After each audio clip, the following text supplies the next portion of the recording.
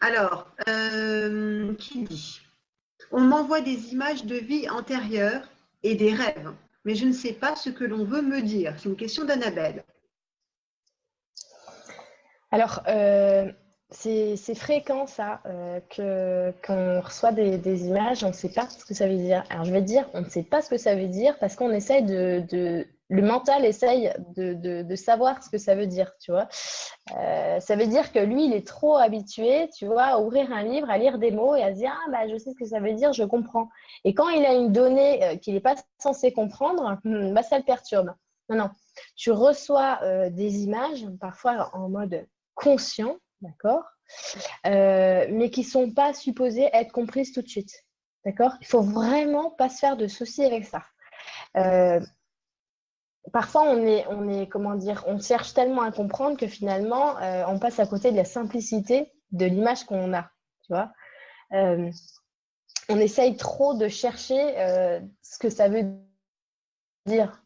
Mais l'image, quand tu reçois des images, tu vois, consciemment, eh ben, il y a un truc qui se passe, c'est qu'elle te reste. C'est comme si on t'a posté une lettre et qu'on t'a dit, tiens, tu ne sais pas le langage qu'il y a sur les lettres, mais la lettre, elle est avec toi. On t'a envoyé l'image, tu ne sais pas ce que ça veut dire, mais tu t'en souviens.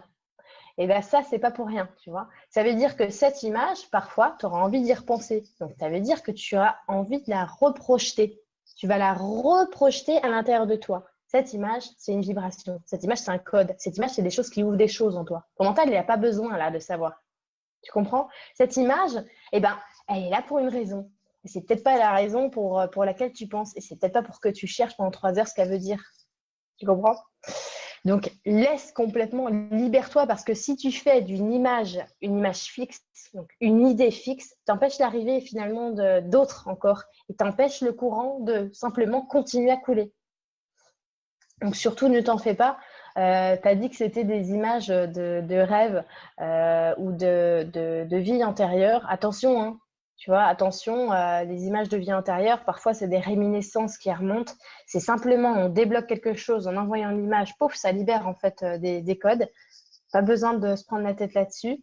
Par contre, si ce sont des images en rêve, d'accord, si c'est des rêves, c'est pas la même chose, attention.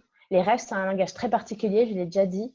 Si vous voulez un super dictionnaire des rêves, c'est le dictionnaire d'Anne Montecchi qui est génial. Ça s'appelle le dictionnaire des rêves. Une bonne base, je pense, pour déchiffrer les rêves. N'essayez pas de déchiffrer les rêves vous-même. Je vous promets, hein, je vois, je sais pas combien de personnes qui disent ah, j'ai rêvé de ça, alors ça veut dire ça. Non, pas du tout. Vraiment pas du tout, quoi.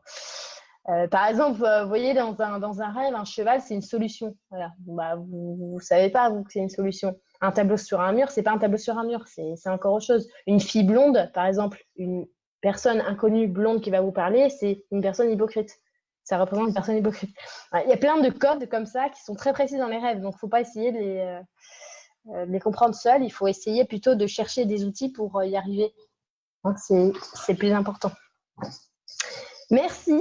Est-ce que tu as d'autres questions, Steph? Oui, si tu veux,